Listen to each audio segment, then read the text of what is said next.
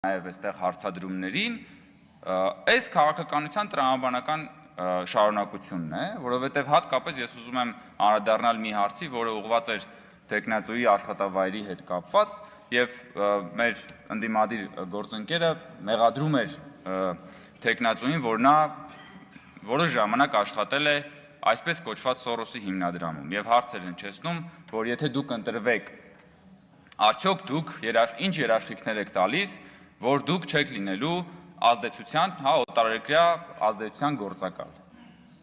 Եվ ես կարծում եմ, որ այդ հարցը կարելի է վերադարձնել մեր գործընկերոջը եւ ասել, օրինակ Գեղամ Մանուկյանը ձեզ ինչ երաշխիք է տվել, որ ինքը ազդեցության գործակալ չի։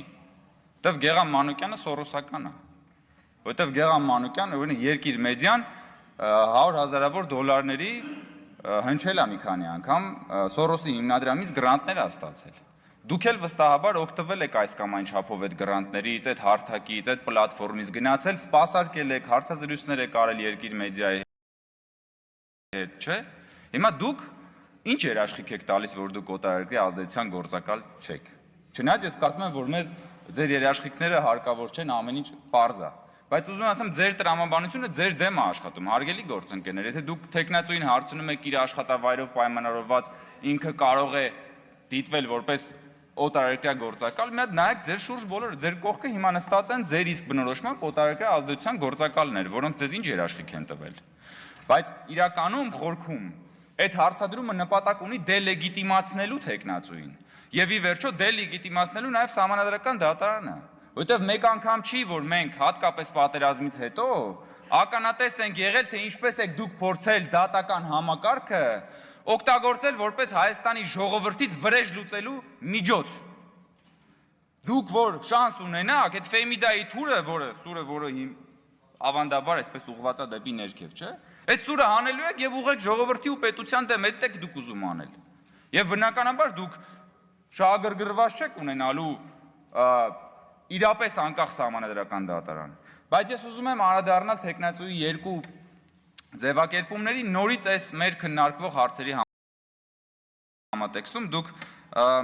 պարոն Խաչատուրյան այսպիսի մի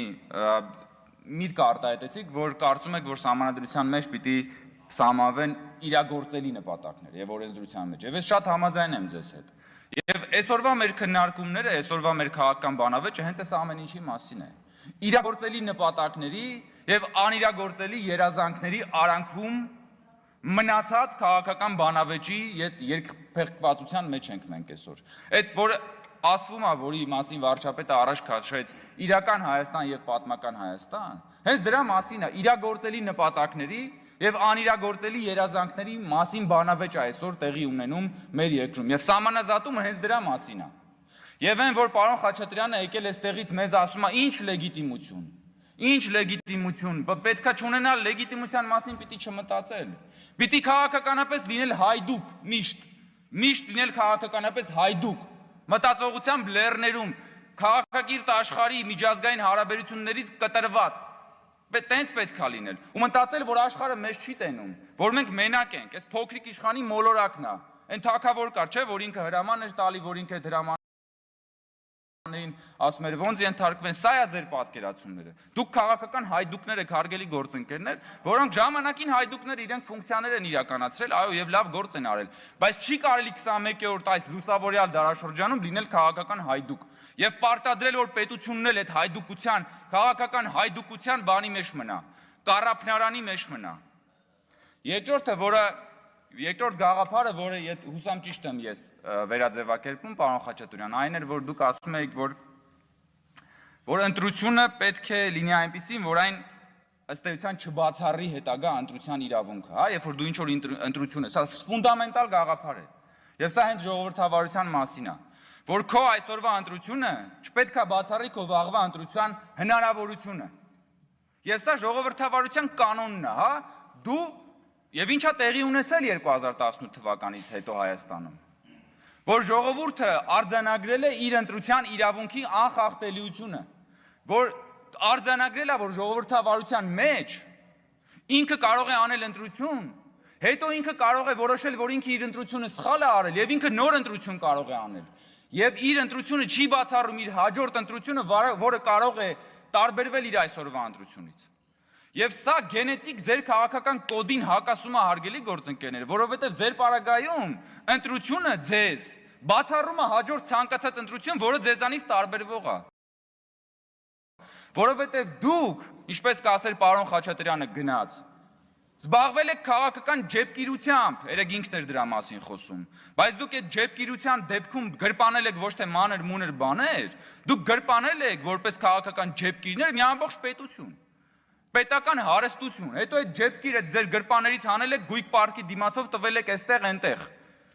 գրպանել եք ժողովրդի իշխանությունը, հիմա այսօր փորձում եք վերադառնալ տարբեր կերպարանքներով, շատ տարբեր կերպարանքներով։ Խոսել ենք երեք, ես խոսեցի երեք բանի մասին, որ դուք ծավալել եք այսօր Հայաստանում քաղաքական հեթանոսության շարժումը։ Եվ այո, ես դրա մասին դեռ առիթներ կլինի խոսելու, բայց նորից եմ ասում, Հայաստանում քաղաքական հեթանոսությունը հեռանկար չունի, որովհետև Հայաստանում հաստատվել է նոր կարգ,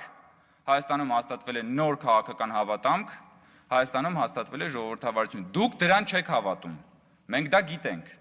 Դուք փորձում եք հետ վերադարձնել գողապետությունը, որովհետև էլի եմ ասում, դուք չեք կարողանում առանց գրպանելու, առանց քաղաքական ջեպկիրության։ Դուք դրա համար, որպեսզի վերադարձնեք, վերազավթեք իշխանությունը, գիտեք ինչով եք զբաղված։ Դուք Հայաստանում հիմնադրել եք մարդկային վշտի արդյունաբերություն։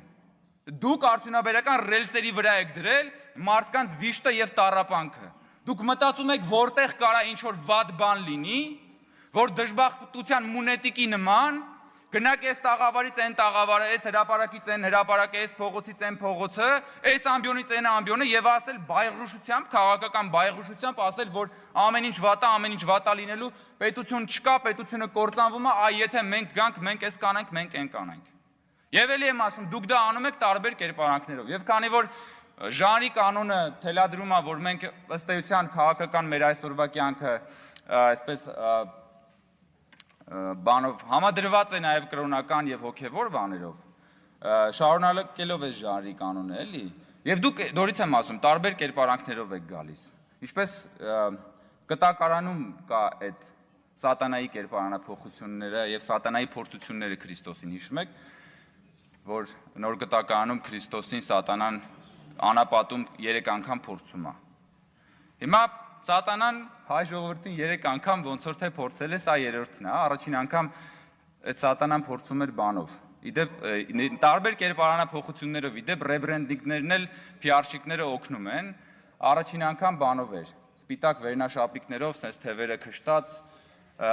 բան ժամանակակից գալիս էին ուրեմն, որ կան թևերը քշտեն ու երկիրը փրկեն։ Այդտեղ PR-շիկները լավ փող աշխատեցին, իհարկե PR-շիկները տաղանդ չունեին, հարստացան, այդ թևերը քշտած պարոնայք եկան, մի մասը էլ էստեղ չի, իրանք եկան գնացին, որովհետև դժվար էր,